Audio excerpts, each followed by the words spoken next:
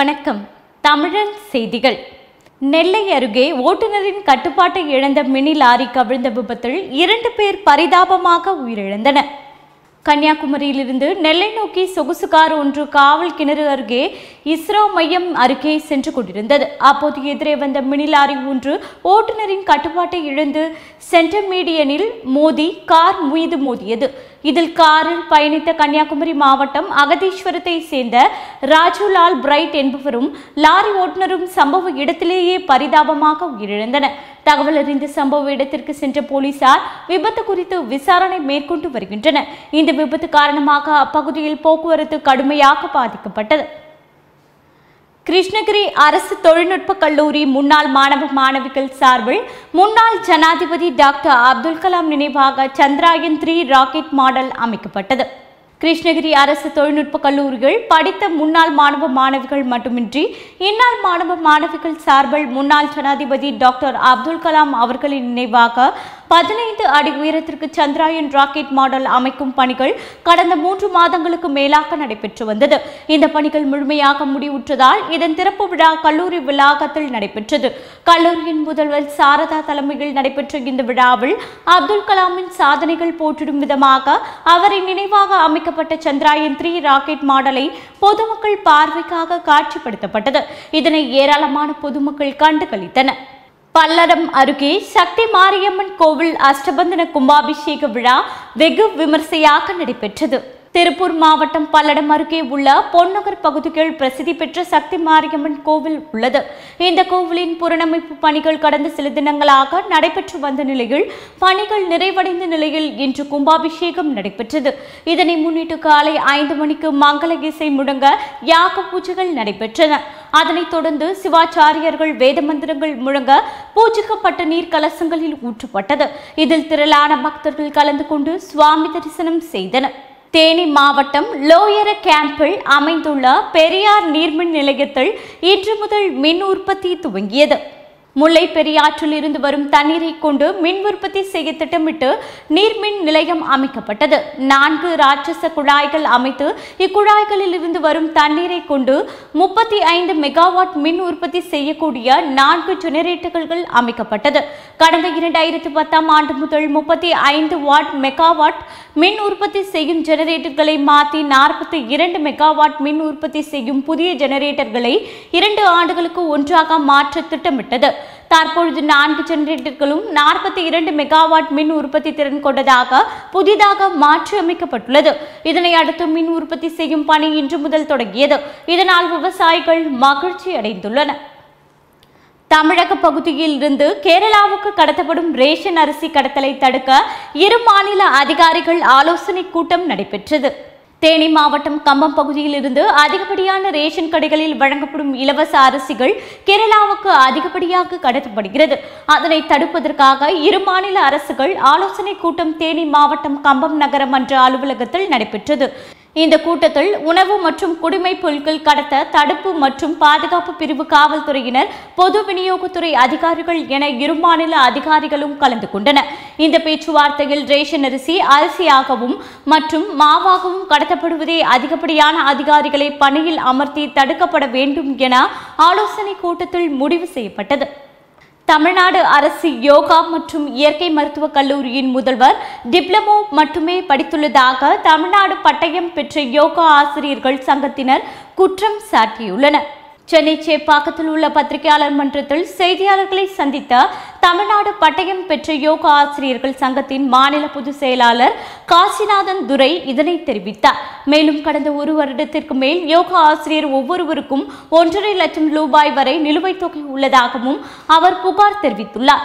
எனவே தமிழக முதல்வர் மற்றும் சுகாதாரத்துறை அமைச்சர் கவனத்தில் கொண்டு எங்களுடைய நிலுவைத் தொகையை உடனே வழங்க வேண்டும், நடவடிக்கை எடுக்க வேண்டும் என கோரிக்கை விடுத்துள்ளனர்.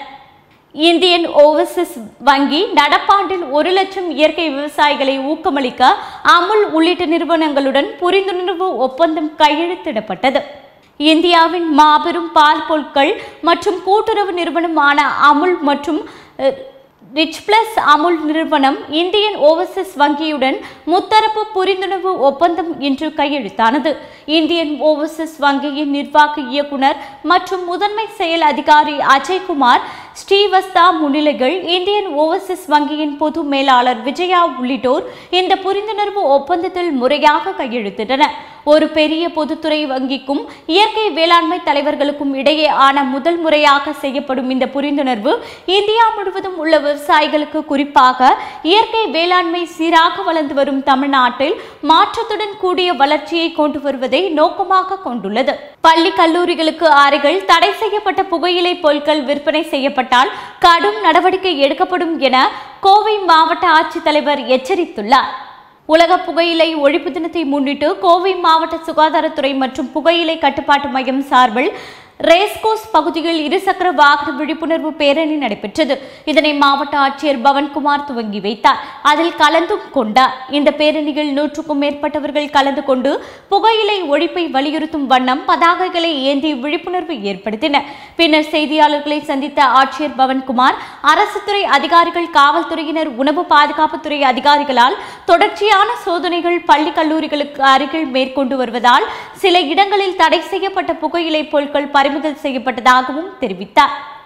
கோவையில் லாரி மோதி தனியார் நிறுவன பெண் ஊழியர் தலை நசுங்கி பரிதாபமாக உயிரிழந்தார். கோவை இடையர்பாளையம் வடவள்ளி சாலைகள் இன்று காலை பெண் ஒருவர் மோட்டார் சைக்கிளில் சென்று கொண்டிருந்தார். மோட்டார் சைக்கிள் அங்கு உள்ள சிக்னல் அருகில் கறிக்கோழி கடை அருகில் சென்ற போது அந்த வழியாக சென்ற லாரி உரசியது. அதில் அந்த பெண் நிலை குலைந்து லாரியின் சக்கரத்திற்குள் விழுந்தார். அப்போது லாரியின் சக்கரம் அவர் தலையில் மீது ஏறி இதில் ஹெல்மெட்டுடன் சேர்ந்து அவரது தலை நசுங்கி அந்த பெண் சம்பவ இடத்திலேயே பலியானார். அங்கிருந்தவர்கள் விபத்து ஏற்படுத்திய லாரியை சிறைப்பிடித்தனர். தகவல் அறிந்த காவல்துறையினர் சம்பவ இடத்திற்கு விரைந்து சென்று விசாரணை மேற்கொண்டனர். அதில் உயிரிழந்தவர் பொம்மனப்பாளையம் பகுதியை சேர்ந்த ஜாஸ்மின் ரூத் என்பதும் அவர் தனியார் ஷோரூம் ஒன்றில் பணியாற்றுவதும் தெரியவந்தது. மேலும் லாரி ஓட்டுநர் மீது வழக்கு பதிவு செய்த போலீசார் விபத்து குறித்து விசாரணை மேற்கொண்டு வருகின்றனர். பொது சுகாதாரம் மற்றும் நோய் தடுப்பு இணைந்து உலக புகையிலை எதிர்ப்பு தினத்தை முன்னிட்டு பேரணி நடத்தியது. இந்த பேரணியை திருச்சிராப்பள்ளி மாவட்ட மருத்துவ அதிகாரி டாக்டர் சாவித்ரி கொடியசைத்து துவங்கி வைத்தார்.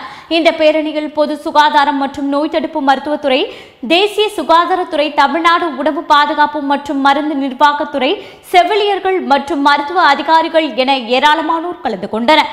இந்த மாபெரும் விழிப்புணர்வு பேரணியில் ஹர்ஷமிதா மருத்துவமனையில் நிர்வாக இயக்குநர் டாக்டர் கோவிந்தராஜ் வர்த்தனன் கலந்து கொண்டு புகையிலைக்கு எதிரான விழிப்புணர்வு பிரச்சாரத்தை மேற்கொண்டனர். செங்கல்பட்டு மாவட்டத்தில் நெல் கொள்முதல் செய்யாததால் விவசாயிகள் கடும் பாதிப்புக்கு உள்ளாயினர். செங்கல்பட்டு மாவட்டம் திருக்கழுங்குன்றம் வட்டம் கோரப்பட்டு நெல் கொள்முதல் நிலையத்தில் மேற்பார்வையாளர் நியமிக்கப்படும் வரை தற்போது நெல் கொள்முதல் செய்யாமல் உள்ளது. தற்போது பெய்து வரும் மழையால் கொள்முதல் நிலையத்தில் கொட்டி வைக்கப்பட்டுள்ள நெல் மூட்டைகள் முளைத்துள்ளது. சுமார் 35 நாட்களுக்கு மேலாக விவசாயிகளிடமிருந்து நெல் கொள்முதல் செய்யாததால் 5000 நெல் மூட்டைகளுக்கு மேல் வீணாக போகும் நிலை உள்ளது. அரசு விரைந்து நெல்லை கொள்முதல் செய்ய வேண்டும் என்றும் நடவடிக்கை எடுக்க வேண்டும், இல்லை என்றால் கடுமையாக விவசாயிகள் பாதிக்கப்படுவார்கள் என்றும் விவசாயிகள் தரப்பில் தெரிவித்துள்ளனர். கோவை அருகே சட்டவிரோதமாக இயங்கி வரும் கல்குவாரியை மூட வேண்டும் என அப்பகுதி மக்கள் கோரிக்கை விடுத்துள்ளனர். கோவை செட்டிபாளையம் அருகே உள்ள கிருஷ்ணராயபுரம் கிராமத்தில் ஒரு கல்குவாரி செயல்பட்டு வருவதாகவும் அங்கு பாறைகளுக்கு வெடி வைக்கும் போது கற்கள் சிதறிக்கொண்டு அப்பகுதியில் வீடுகள், ஆடுமாடுகள் போன்ற கால்நடைகள் மீது விழுந்து விடுவதாகவும் அப்பகுதி மக்கள் குற்றம் சாட்டி வருகின்றனர். இதுகுறித்து காவல்துறையினரிடம் அப்பகுதி மக்கள் புகார் அளித்தும் எந்த ஒரு நடவடிக்கையும் எடுக்கப்படவில்லை என புகார் தெரிவித்தனர். இதுகுறித்து கோவை மாவட்ட ஆட்சியரிடம் மனு அளித்த அப்பகுதி மக்கள் உடனடியாக கல்குவாரியை மூட வேண்டும் என கோரிக்கை விடுத்துள்ளனர். களியக்காவிளை மலையடி சாலை பழுதடைந்துள்ளதால் அப்பகுதி மக்கள் கடும் சிரமத்திற்கு உள்ளாகியுள்ளனர். தமிழகம் மற்றும் கேரளா மாநில எல்லையில் அமைந்துள்ள மிகவும் முக்கிய சாலைகளில் ஒன்றான களியக்காவிளை மலையடி சாலை தற்போது மிகவும் சேதமடைந்துள்ளது. மேலும் கன்னியாகுமரி மாவட்டத்தில் பெய்து வரும் கனமழை காரணமாக அந்த சாலையில் தண்ணீர் தேங்கியுள்ளதால் இதனால் அவ்வப்போது விபத்துகள் ஏற்படுவதாகவும் அப்பகுதி மக்கள் வேதனை தெரிவித்தனர். மேலும் அங்கு தேங்கி நிற்கும் நீரில் கொசுக்கள் உற்பத்தியாவதால் நோய் தொற்றும் பரவும் அபாயம் உள்ளதாகவும் அங்குள்ள மக்கள் அச்சம் தெரிவிக்கின்றனர். எனவே சேதமடைந்த சாலையை சீரமைக்க வேண்டும் என பொதுமக்கள் கோரிக்கை விடுத்துள்ளனர். ஆபரேஷன் சிந்தூர் நடவடிக்கை வெற்றி பெற்றதை கொண்டாடும் வகையில் திருச்சியில் தேசிய கொடி பேரணி நடைபெற்றது.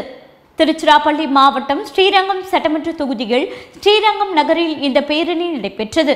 இந்த பேரணிக்கு திருச்சிராப்பள்ளி மாநகர் மாவட்ட பாரதிய ஜனதா கட்சி தலைவர் ஒன்லி முத்து தலைமை ஏற்றுக்கொண்டு தேசிய கொடியை கைகளில் ஏந்தி பேரணி துவங்கி வைத்தார்.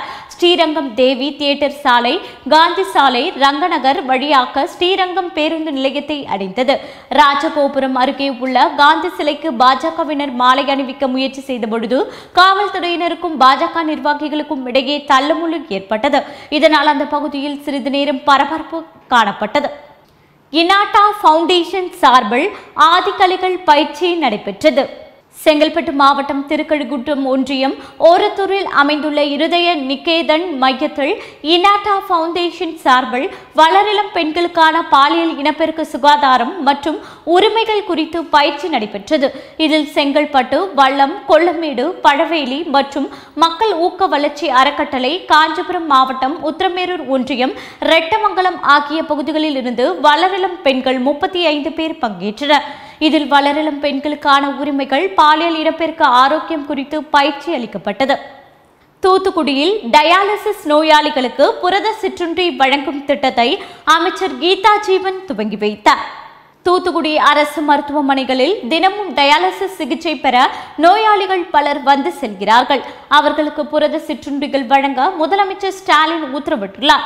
அதன்படி தூத்துக்குடி அரசு மருத்துவக் கல்லூரி மருத்துவமனைகள் தினசரி 22 பேர்களுக்கு 2 முட்டை, 100 மில்லி பால், 25 கிராம் கொண்டைக்கடலை வழங்கும் நிகழ்ச்சியை அரசு மருத்துவமனை முதல்வர் சிவக்குமார் தலைமையில் அமைச்சர் கீதா ஜீவன் தொடங்கி வைத்தார். அரசு மருத்துவமனை உறைவிட மருத்துவர் சைலஸ் ஜெபமணி, திமுக மாநகர செயலாளர் ஆனந்த் சேகரன், பகுதி செயலாளர் ரவீந்திரன், பெருமாள் கோவில் அறங்காவலர் குழு தலைவர் செந்தில்குமார் ஆகியோர் உடனிருந்தனர். தூத்துக்குடி மாநகராட்சி சாதாரண கூட்டம் மாநகராட்சி கூட்ட அரங்கில் நடைபெற்றது. கூட்டத்தின் போது மாநகராட்சி அதிமுக கொறடா மந்திரமூர்த்தி உரையாற்றினார். அப்போது பேசிய அவர், தூத்துக்குடி வஉசி கல்லூரி பல்வேறு விதிமீறல்களில் ஈடுபடுவதாக குற்றம் சாட்டினார். கல்லூரி வளாகத்தில் எந்தவித சுயநிதி கல்லூரியும் செயல்படவில்லை என பொய்யான தகவலை மாமன்றத்தில் தெரிவித்தார். மாணவர்களிடம் கல்வி கட்டணம் வசூல் செய்கிறது, இப்படி பல்வேறு விதிமுறைகள் உள்ள நிலையில் வரி தள்ளுபடி செய்யக்கூடாது என அதிமுக சார்பில் வலியுறுத்தினார். இந்த கல்லூரியின் நிர்வாகி காங்கிரஸ் கட்சியை சேர்ந்தவர் என்பதால் காங்கிரஸ் மாமன்ற உறுப்பினர் சந்திரபோஸ், அதிமுக மாமன்ற உறுப்பினர் மந்திரமூர்த்தி பேசுகையில் அவரை பேசவிடாமல் இடையூறு செய்தார். தூத்துக்குடியில் பைக்கில் ஓடையை அகலப்படுத்தும் பணிகளுக்கான ஆய்வு மேற்கொள்ளப்பட்டு வருவதாக மேயர் ஜெகன் பெரியசாமி தகவல் தெரிவித்தார். தூத்துக்குடி மாநகராட்சியின் சாதாரண கூட்ட அரங்கில் மேயர் ஜெகன் பெரியசாமி தலைமையில் ஆணையர் மதுபாலன், துணை மேயர் ஜெனிட்டா ஆகியோர் முன்னிலையில் நடைபெற்றது. கூட்டத்தில் 10க்கும் மேற்பட்ட தீர்மானங்கள் நிறைவேற்றப்பட்டன. தூத்துக்குடி மாநகராட்சி கூடுதலாக 992 சாலைகள் போடும் பணிகள் தொடங்கியுள்ளதாக மேயர் ஜெகன் பெரியசாமி தெரிவித்தார். கடலூரில் புகையிலை ஒழிப்பு நாள் விழிப்புணர்வு பேரணியை மாவட்ட ஆட்சியர் கொடியசைத்து துவங்கி வைத்தார். மே 31 உலக புகையிலை ஒழிப்பு தினமாக அனுசரிக்கப்படுகிறது. புகையிலை பயன்படுத்துவதால் ஏற்படும் தீமைகள் குறித்த விழிப்புணர்வு பேரணி கடலூர் நகர அரங்கில் நடைபெற்றது. இதனை மாவட்ட ஆட்சியர் சிபி ஆதித்ய செந்தில்குமார், மாவட்ட காவல் கண்காணிப்பாளர் ஜெயக்குமார் ஆகியோர் கொடியசைத்து துவங்கி வைத்தனர். தொடர்ந்து உலக புகையிலை ஒழிப்பு தின உறுதிமொழியினை மாவட்ட ஆட்சியர் மற்றும் மாவட்ட காவல் கண்காணிப்பாளர் மற்றும் தன்னார்வ அமைப்பினர் செவிலிய பயிற்சி பள்ளி மாணவ மாணவிகள் ஏற்றனர். பின்னர் புகையிலை பொருட்களுக்கு எதிரான பேரணி நடைபெற்றது. கேரளாவில் கடலில் கவிழ்ந்த சரக்கு கப்பலில் இருந்து கண்டெய்னர் கரை ஒதுங்கிய பகுதிகளை கன்னியாகுமரி மாவட்ட எஸ்பி பார்வையிட்டார். கன்னியாகுமரி மாவட்டம் குழித்துறை கடற்பகுதியில் கண்டெய்னர் ஒன்று கரை ஒதுங்கியது. இதனை கண்ட அப்பகுதி மக்கள் கடற்படை போலீசாருக்கு தகவல் தெரிவித்தனர். சம்பவ இடத்திற்கு சென்ற போலீசார் கண்டெய்னரை மீட்டு விசாரணை மேற்கொண்டு வருகின்றனர். இந்த நிலையில் அந்த பகுதியில் மாவட்ட கண்காணிப்பாளர் ஆய்வு மேற்கொண்டார். அப்போது அந்த பகுதியில் உள்ள மக்களை சந்தித்த அவர், இந்த சம்பவம் தொடர்பாக யாரும் பீதியடைய வேண்டாம் எனவும், கரை ஒதுங்கும் கண்டெய்னர்கள் அருகில் செல்லவோ அதில் உள்ள பொருட்களை தொடவும் வேண்டாம் எனவும் அறிவுரை கூறினார். நாகர்கோவில் மணிமேடை சந்திப்பில் பிரிண்டிங் ஜெராக்ஸ் கடைகளில் ஏற்பட்ட தீ விபத்து, பல லட்சம் ரூபாய் மதிப்பிலான பொருட்கள் தீயில் எரிந்து சேதமடைந்தன. கன்னியாகுமரி மாவட்டம் நாகர்கோவில் மணிமேடை சந்திப்பில் காஃபி ஷாப்பி என்ற பெயரில் பிரிண்டிங் மற்றும் ஜெராக்ஸ் கடை அமைந்துள்ளது. நேற்று இரவு திடீரென கடையிலிருந்து புகை வெளியேறி உள்ளது. இதை பார்த்த அப்பகுதி மக்கள் கடை உரிமையாளருக்கும் தீயணைப்பு நிலையத்திற்கும் தகவல் கொடுத்தனர். உடனடியாக சம்பவ இடத்திற்கு வந்த நாகர்கோவில் தீயணைப்பு நிலைய வீரர்கள் தண்ணீரை பீச்சி அடித்து தீயை அணைக்கும் முயற்சியில் ஈடுபட்டனர். ஆனால் இந்த தீ விபத்தில் கடையில் உள்ள விலை உயர்ந்த ஜெராக்ஸ் மிஷின்கள் எரிந்து சேதமடைந்தன. இதில் பல லட்சம் ரூபாய் இழப்பு ஏற்பட்டதாக கூறப்படுகிறது. தீயணைப்பு வீரர்கள் விரைந்து தீயை அணைத்ததால் தீ அருகில் உள்ள கடைகளுக்கு பரவாமல் தடுக்கப்பட்டது. முதற்கட்ட விசாரணையில் மின்கசிவு தீ விபத்து ஏற்பட்டதற்கான காரணம் என்று தீயணைப்பு வீரர்கள் தெரிவித்துள்ளனர். இதுகுறித்து போலீசார் விசாரணை நடத்தி வருகின்றனர். குஜராத்தில் இருந்து வருகை தந்த மீட்பு குழுவினர் வாணியக்குடி கடலில் மிதக்கும் கண்டெய்னரை மீட்கும் பணிகள் தீவிரம் காட்டி வருகின்றனர். கேரள மாநிலம் விழிஞம் துறைமுகத்தில் இருந்து கொச்சி துறைமுகத்திற்கு லைபீரியா நாட்டு சரக்கு கப்பல் கடந்த 24ஆம் தேதி ஆழ்கடலில் மூழ்கியது. இதில் கால்சியம் கார்பனேட், பிளாஸ்டிக் மூலப்பொருட்கள் உட்பட பல்வேறு பொருட்கள் 640 கண்டெய்னர்களில் இருந்தது. மூழ்கிய கப்பலில் இருந்து பல கண்டெய்னர்கள் மீட்கப்பட்டது. சில கண்டெய்னர்களை கேரள கடற்படை பகுதியில் கரை ஒதுங்கியது. இந்த நிலையில் கப்பல் மூழ்கி 6 நாட்களை கடந்த நிலையில் கடலில் உள்ள நீரோட்டத்தில் கேரள கடல் பகுதியில் இருந்து குமரி கடல் பகுதிக்கு வந்தது. அதில் ஒரு கண்டெய்னர் மற்றும் சாக்கு மூட்டைகள் குமரி மாவட்டம் குளச்சல் அருகே உள்ள வாணியக்குடி கடற்கரையில் கரை ஒதுங்கியது. சில மூட்டைகள் உடைந்து வெள்ளை நிற பிளாஸ்டிக் பால்களாக மிதந்து அலை காரணமாக கரையில் ஒதுங்கிய நிலையில் காணப்படுகிறது. அதேபோல் மணவாளக்குறிச்சி அருகே சின்னவிளை கடற்கரை பகுதியிலும் பொருட்கள் கரை ஒதுங்கியது. இந்த நிலையில் கடலில் கிடக்கும் கண்டெய்னர் மற்றும் சாக்கு மூட்டைகளை அகற்றுவதற்காக குஜராத்தில் இருந்து மரைன் எமர்ஜென்சி ரெஸ்பான்ஸ் சென்டரை சேர்ந்தவர்கள் சம்பவ இடத்திற்கு வந்து சேர்ந்தனர். இதனை அடுத்து அவர்கள் இன்று காலை கடலில் மிதக்கும் கண்டெய்னரை மீட்கும் பணியில் ஈடுபட்டு வருகின்றனர். பழனியில் தமிழ்நாடு தகவல் அறியும் சமூக ஆர்வலர்கள் கலந்தாய்வு கூட்டம் நடைபெற்றது. திண்டுக்கல் மாவட்டம் பழனியில் உள்ள தனியார் திருமண மண்டபத்தில் தமிழ்நாடு தகவல் அறியும் சமூக ஆர்வலர்கள் சங்கம் சார்பாக மாவட்ட நிர்வாக கலந்தாய்வு கூட்டம் நடைபெற்றது. இக்கூட்டத்தின் மாநில செயற்குழு உறுப்பினர் மாடசாமி, மாநில துணை செயலாளர் வெங்கடேஷ், மாவட்ட தலைவர் பிரபு உள்ளிட்டோர் கலந்து கொண்டனர். தமிழகத்தில் தகவல் அறியும் உரிமை சட்டம் பற்றி பொதுமக்களுக்கு விழிப்புணர்வை ஏற்படுத்த வேண்டும், பழனியை தனி வருவாய் மாவட்டமாக அறிவிக்க வேண்டும், திருக்கோவிலில் நீதிமன்ற உத்தரவை மறுபரிசீலனை செய்து நடைபாதை வியாபாரிகள் வாழ்வாதாரத்தை மீட்டெடுக்க வேண்டும் உள்ளிட்ட பல்வேறு தீர்மானங்கள் நிறைவேற்றப்பட்டன. இந்நிகழ்வில் 50க்கும் மேற்பட்ட நிர்வாகிகள், பொதுமக்கள் கலந்து கொண்டு சிறப்புரை நிகழ்த்தினர். கொடைக்கானல் நாய்கள் கண்காட்சிகள் சுற்றுலா பயணிகளை கவரும் வகையில் நாய்களின் உருவங்களை முகத்தில் வரைந்து சுற்றுலா பயணிகள் உற்சாகம் அடைந்தனர். திண்டுக்கல் மாவட்டம் கொடைக்கானலில் பிரையன் பூங்காவில் மலர் கண்காட்சி மற்றும் கோடை விழா நடைபெற்று வருகிறது. இந்த நிலையில் இன்று 24வது நாய்கள் கண்காட்சி நடைபெற்றது. இதில் பல்வேறு வகையிலான நாய்கள் கலந்து கொண்டது. இதனை கொடைக்கானலுக்கு வந்த சுற்றுலா பயணிகள் வெகுவாக கண்டு ரசித்தனர். மேலும் சுற்றுலா வந்த சிறு குழந்தைகள் ஆர்வமாக கண்டு ரசித்தனர். சுற்றுலா பயணிகளை கவரும் வகையில் சுற்றுலாத்துறை சார்பில் சிறு குழந்தைகளை கவரும் வகையில் முகத்தில் தங்களுக்கு பிடித்த நாய்களின் உருவங்களை வரைந்து வண்ணம் பூசப்பட்டது. இதனால் சுற்றுலா பயணிகள் உற்சாகம் அடைந்தனர். ஆனைமலை அரசு ஆண்கள் மேல்நிலைப் பள்ளி ஆசிரியர்கள் பணி நிறைவு விழா நடைபெற்றது. கோயம்புத்தூர் மாவட்டம் பொள்ளாச்சி அடுத்த ஆனைமலை அரசு ஆண்கள் மேல்நிலைப் பள்ளிகள் சுமார் 100 ஆண்டுகளுக்கு முன்பு துவங்கப்பட்டதாகும். இதில் 1500க்கும் மேற்பட்ட மாணவர்கள் 6ஆம் வகுப்பு முதல் 12ஆம் வகுப்பு வரை பயின்று வருகின்றனர். இந்த பள்ளியில் பணியாற்றிய ஆசிரியர்கள் பணி நிறைவு பெறும் விழா இன்று சிறப்பாக நடைபெற்றது. இதில் ஆசிரியர்கள் 3 பேர் இன்று பணி நிறைவு பெற்றனர். ஓய்வு பெறும் ஆசிரியர் பெருமக்களுக்கு ஆனைமலை பேரூராட்சி மன்ற தலைவர் கலைச்செல்வி சாந்தலிங்ககுமார் வெள்ளி காசுகள் நினைவாக வழங்கி கௌரவித்தார். நிகழ்ச்சியில் ஆசிரியர்கள் மற்றும் முன்னாள் மாணவர்கள் பலர் கலந்து கொண்டனர்.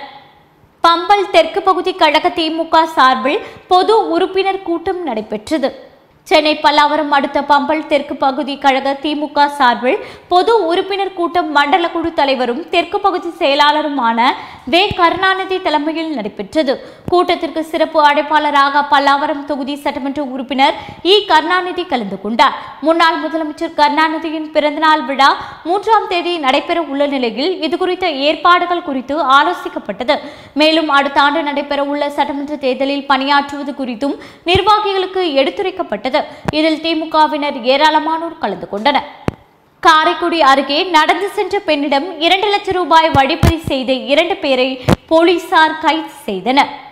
சிவகங்கை மாவட்டம் காரைக்குடி அருகே உள்ள கல் கிராமம் இந்திராநகம் பகுதியை சேர்ந்த பாக்கியம். இவர் இந்தியன் வங்கியிலிருந்து 2,06,000 ரூபாய் எடுத்து தனது வீட்டுக்கு நடந்து சென்று கொண்டிருந்தார்.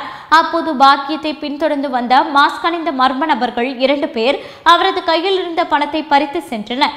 இதுகுறித்து பாக்கியம் அளித்த புகாரின் பேரில் வழக்கு பதிவு செய்த கள்ளல் போலீசார் திருட்டு சம்பவத்தில் ஈடுபட்ட கஜேந்திரன் மற்றும் சுபஸ்ரீ ஆகிய 2 இளைஞர்களை கைது செய்தனர். அவர்களிடமிருந்து திருடிய பணத்தை பறிமுதல் செய்த போலீசார் தீவிர விசாரணை மேற்கொண்டு வருகின்றனர். சிவகங்கை மற்றும் புதுக்கோட்டை மாவட்ட காவல்துறைக்கு கடந்த 2 வருடங்களாக தண்ணீர் காட்டிய பலே திருடனை குன்றக்குடி சார்பு ஆய்வாளர் தலைமையிலான தனிப்படை குழுவினர் கைது செய்துள்ளனர். சிவகங்கை மாவட்டம் காரைக்குடி அருகே உள்ள குன்றக்குடி மற்றும் காரைக்குடி வடக்கு காவல் நிலைய சரகத்துக்குட்பட்ட பகுதிகளில் 40க்கும் மேற்பட்ட வீடுகளில் திருட்டு சம்பவத்தில் ஈடுபட்டவர்களை கைது செய்ய குன்றக்குடி சார்பு ஆய்வாளர் தலைமையில் தனிப்படை அமைக்கப்பட்டது. இந்த தனிப்படையினர் பல்வேறு இடங்களில் தீவிர தேடுதல் வேட்டையில் ஈடுபட்டனர். அவர்கள் மேற்கொண்ட விசாரணையில் விருதுநகர் மாவட்டத்தை சேர்ந்த பொன்ராஜ் என்பவர் திருட்டு சம்பவத்தில் ஈடுபட்டது தெரியவந்தது. விருதுநகர் விரைந்த போலீசார் திருடன் பொன்ராஜை கைது செய்து அவரிடமிருந்து 46 சவரன் தங்கம், வெள்ளி நகைகள் மற்றும் 14,70,000 ரூபாய் ரொக்கப்பணம் ஆகியவற்றை பறிமுதல் செய்தனர். பூந்தடலம் ஊராட்சி புதுநல்லூரில் கட்டப்பட்ட கழிவுநீர் மண்டல சுத்திகரிப்பு மையம் இன்று திறந்து வைக்கப்பட்டது. காஞ்சிபுரம் மாவட்டம் குன்றத்தூர் ஒன்றியம் பூந்தண்டலம் ஊராட்சி புதுநல்லூரில் கழிவுநீர் மண்டல சுத்திகரிப்பு மையம் கட்டப்பட்டது. இதனை பூந்தண்டலம் ஊராட்சி மன்ற தலைவர் எம் ஞானப்பிரகாஷ் சுத்திகரிக்கப்பட்ட நீரை ஏரிக்கு செல்லும்படி இன்று திறந்து வைத்தார். திருவள்ளூர் மாவட்ட திட்ட அதிகாரிகள் சுத்திகரிப்பு மண்டலத்தை வடிவமைத்து குறித்து அதிகாரிகள் பார்வையிட்டது. அதேபோல் மற்ற ஊர்களிலும் அமைக்க ஏற்பாடு செய்யப்பட உள்ளதாக தெரிவித்தனர். இதில் காஞ்சிபுரம் மாவட்டம் மற்றும் திருவள்ளூர் மாவட்ட திட்ட இயக்குநர்கள், பொறியாளர்கள் உடன் ஊராட்சி மன்ற துணைத் தலைவர் டி ஆதிகேசவன் மற்றும் அரசு அதிகாரிகள் பலர் கலந்து கொண்டனர். திருப்பூர் மற்றும் அதன் சுற்றுவட்டார பகுதிகளில் வீட்டு மாடிகள், கார், படகு, வந்தே பாரத் ரயில், ஹெலிகாப்டர், விமானம், ஏவுகணை என பல்வேறு வடிவங்கள் அமைக்கப்பட்டுள்ளது. கான்பூரை கண்கவர செய்யும் வகையில் திருப்பூர் மாவட்டம் படியூர் பகுதியை சேர்ந்தவர் பழனிசாமி. 2ஆம் வகுப்பு வரை மட்டுமே பயின்ற இவர் வீட்டின் பொருளாதார நெருக்கடி காரணமாக படிப்பை கைவிட்டதுடன் 12 வயதிலிருந்து கட்டிட பணிக்கு சென்றுள்ளார். ஆரம்பத்தில் 2 ரூபாய் மட்டுமே சித்தால் கூலி பெற்ற இவர் 45 ஆண்டுகளில் இன்று 30க்கும் மேற்பட்டோரை வேலைக்கு வைத்து வீடுகளை கட்டி வருகிறார். இவரை 6 மசூதி மற்றும் 110க்கும் மேற்பட்ட வீடுகளை கட்டி இருக்கிறார். தரமாக கட்டுவதுடன் இவரின் சிறப்பே எலிவேஷன் தான். ஒவ்வொரு வீட்டிற்கும் ஏதாவது ஒரு பொருட்களை வைத்து அதனை இந்த இடத்தின் அடையாளமாக மாற்றி வருகிறார். ஏவுகணை, கிரிக்கெட் ஸ்டாம்ப், பேட், கோப்பை, குடை, மணிக்கூண்டு, ஹெலிகாப்டர், விமானம் மற்றும் தண்ணீர் தொட்டியை கார் வடிவிலும் வந்தே பாரத் ரயில் வடிவிலும் அமைத்து அசத்தி உள்ளார். கிருஷ்ணகிரி தேவசமுத்திரம் ஏரியில் இருந்து வெளியேறும் உபரி நீர் குடியிருப்பு பகுதிக்குள் தேங்காமல் இருப்பது குறித்து இன்று ஆய்வு மேற்கொள்ளப்பட்டது. கிருஷ்ணகிரி ஊராட்சி ஒன்றியம் தேவசமுத்திரம் ஏரியில் இருந்து வெளியேறும் உபரி நீர் மழை வெள்ள காலங்களில் குடியிருப்பு பகுதிகளில் தேங்குவதை தவிர்க்கவும், வெள்ள நீர் தேவசமுத்திரம் ஏரியிலிருந்து உபரி நீர் அவதானப்பட்டி ஏரிக்கு வெளியேற்றும் விதமாக அமைக்கப்பட்டுள்ள கால்வாய்கள் பகுதிகளை சேர்ந்த மாவட்ட ஆட்சித்தலைவர்கள் தினேஷ்குமார் பார்வையிட்டார். இந்த ஆய்வின் போது பொதுப்பணித்துறை, நீர்வள ஆதாரம், வருவாய்த்துறை, ஊரக வளர்ச்சித்துறை அலுவலர்கள் என பலர் உடனிருந்தனர். ஊராட்சி மன்ற தலைவர் ஏற்பாட்டில் நீண்ட நாள் போராட்டத்திற்கு பிறகு இருளர் இன மக்களுக்கு பட்டாவுடன் வீட்டுமனை கிடைத்ததால் பொதுமக்கள் மகிழ்ச்சி அடைந்துள்ளனர். செங்கல்பட்டு மாவட்டம் மதுராந்தகம் அருகே உள்ள அருங்குணம் பகுதி ஏரிக்கரையில் 70 ஆண்டுகளுக்கு மேலாக 34 இருளர் பழங்குடியின குடும்பத்தை சேர்ந்த குடிசையில் வசித்து வந்தும் நிலை ஏற்பட்டது. இவர்களுக்கு வீட்டுமனை மற்றும் பட்டா கேட்டு 60 ஆண்டுகளுக்கு மேலாக மனு கொடுத்து வந்துள்ளனர். இதன் எதிரொலியாக ஊராட்சி மன்ற தலைவர் யோகேஷ் பாபு ஏற்பாட்டில் இப்பகுதியில் உள்ள அரசுக்கு சொந்தமான இடத்தில் 23 குடும்பங்களுக்கு முதல் கட்டமாக வீட்டுமனை அளவீடு செய்து பட்டா வழங்கப்பட்டது. இதனை மதுராந்தகம் சட்டமன்ற உறுப்பினர் மரகதம் குமரவேல் வழங்கினார். நிகழ்ச்சியில் ஒன்றிய குழு பெருந்தலைவர் கீதா கார்த்திகேயன், ஒன்றிய குழு உறுப்பினர் கார்த்திகேயன், வட்டார வளர்ச்சி அலுவலர்கள் உள்ளிட்ட ஏராளமானோர் கலந்து கொண்டனர். திருநீர்மலையில் உள்ள ரங்கநாத பெருமாள் திருக்கோவிலில் செயல் அலுவலரை கண்டித்து ஏரோட்டும் போராட்டம் நடைபெற்றது. சென்னை பலாவரம் அடுத்த திருநீர்மலையில் உள்ள ஸ்ரீ ரங்கநாத பெருமாளுக்கு சொந்தமான நிலத்தை ரகசியமாக ஏலம் விடப்பட்டதை கண்டித்தும் தனிநபர் ஒருவரின் இடத்திற்கு கோயில் நிலத்தில் சாலை அமைக்க அனுமதித்ததை கண்டித்தும் ஸ்ரீ ரங்கநாத பெருமாள் திருக்கோவில் நிலங்கள் பயிரிடுவோர் விவசாயிகள் சங்கத்தின் போராட்டத்தில் ஈடுபட்டனர். மேலும் கோயில் நிலங்களை விவசாயிகள் பயிர் செய்ய நடவடிக்கை மேற்கொள்ள வேண்டும் என கோரிக்கை தெரிவித்தனர். இதில் சிபிஎம் மாவட்ட செயலாளர் வேல்முருகன், விசிக மாவட்ட செயலாளர்கள் தமிழரசன், தமிழ்நாடு விவசாயிகள் சங்க மாவட்ட தலைவர் மோகன், ஊர் பொதுமக்கள் என ஏராளமானோர் கலந்து கொண்டனர். மதுரையில் பெண்களின் அழகு நிலையம் தொடங்கவும் மற்றும் அவர்களின் பாதுகாப்பிற்காக சிபியா நிறுவனம் தொடங்கப்பட்டது. மதுரை தெப்பக்குளம் பகுதியில் உள்ள தனியார் திருமண மண்டபத்தில் சிபியா நிறுவனத்தின் தொடக்க விழா நிறுவனர் விஜயமாதவன், இணை நிறுவனர் புவனேஸ்வரி ஆகியோர் தலைமையில் நடைபெற்றது. இதில் திரைப்பட நடிகை தன்ஷிகா மற்றும் திருப்பரங்குன்றம் முருகன் கோவில் அறங்காவலர் குழு சண்முக சுந்தரம், ராஜேஸ்வரி கலந்து கொண்டு குத்துவிளக்கேற்றி தொடங்கி வைத்தனர். இந்நிகழ்வில் மதுரை மாவட்ட துணைத் தலைவர் உமாராஜன், பொருளாளர் சங்கீதா பிரியா, செயலாளர் சுமதி மற்றும் நிறுவனத்தின் உறுப்பினர்கள் என பலர் கலந்து கொண்டனர். தொடக்க விழாவில் மட்டும் மதுரை மாவட்டத்தில் இருந்து 500க்கும் மேற்பட்ட பெண்கள் இந்த நிறுவனத்தை தங்கள் உறுப்பினராக சேர்ந்து கொண்டனர் என்பது குறிப்பிடத்தக்கது. வேலூர் கடற்கன்னியை காண மாற்றுத்திறனாளிகளுக்கு அனுமதி இலவசம் என அறிவிக்கப்பட்டுள்ளது. வேலூரில் பிஎஸ் அம்யூஸ்மெண்ட் நிறுவனத்தின் சார்பில் அதிசய கடல் கன்னியுடன் கூடிய பொருட்காட்சி நடைபெற்று வருகிறது. இக்கண்காட்சியை வேலூர் சேன்பாக்கத்தில் இயங்கி வரும் அன்னை தெரசா அநாத இல்லத்தை சார்ந்த மாற்றுத்திறனாளிகளுக்கு முற்றிலும் இலவசமாக கண்டுகளிக்க வாய்ப்பளிக்கப்பட்டது. பொருட்காட்சி உரிமையாளர் சித்திக் இதற்கான ஏற்பாடுகளை செய்து கொடுத்தார். மாற்றுத்திறனாளிகளுக்கு மாலை சிற்றுண்டியும் இலவசமாக வழங்கப்பட்டது. கிருஷ்ணகிரியில் நடந்து முடிந்த பொதுத் தேர்வில் அதிக மதிப்பெண்கள் பெற்ற மாணவ மாணவிகளுக்கு ஊக்கத்தொகை மற்றும் பதக்கங்கள் வழங்கப்பட்டது. கிருஷ்ணகிரியில் பர்வதராஜகுளம் மீனவர் சமுதாய நல அறக்கட்டளை மற்றும் மீன் வியாபாரிகள் சங்க நலத்தின் சார்பாக 10, 11 மற்றும் 12ஆம் வகுப்பு பொதுத் தேர்வில் அதிக மதிப்பெண் பெற்ற மாணவ மாணவிகளுக்கு ஊக்கத்தொகை மற்றும் பாராட்டு சான்றிதழ் வழங்கும் விழா நடைபெற்றது. கிருஷ்ணகிரி பழையப்பேட்டை ஸ்ரீ அங்காளம்மன் திருக்கோவில் முன்பாக நடைபெற்ற இந்த விழாவினை மாவட்ட தலைவர் வெங்கடேசன் குத்துவிளக்கேற்றி துவங்கி வைத்தார். மேலும் இந்த விழாவிற்கு சங்கத்தின் மாவட்ட செயலாளர் குமரவடிவேல், மாவட்ட துணை செயலாளர் சண்முக சுந்தரம் உள்ளிட்ட பலர் கலந்து கொண்டனர். 10ஆம் வகுப்பு, 11ஆம் வகுப்பு, 12ஆம் வகுப்புகளில் முதல் 3 இடங்களை பிடித்த மாணவ மாணவிகளை பாராட்டி அவர்களுக்கு பொன்னாடை போத்தியும் பதக்கம் மற்றும் சான்றிதழ்கள் வழங்கியதோடு அவர்களை ஊக்கப்படுத்தும் விதமாக ஊக்கத்தொகையும் வழங்கப்பட்டது.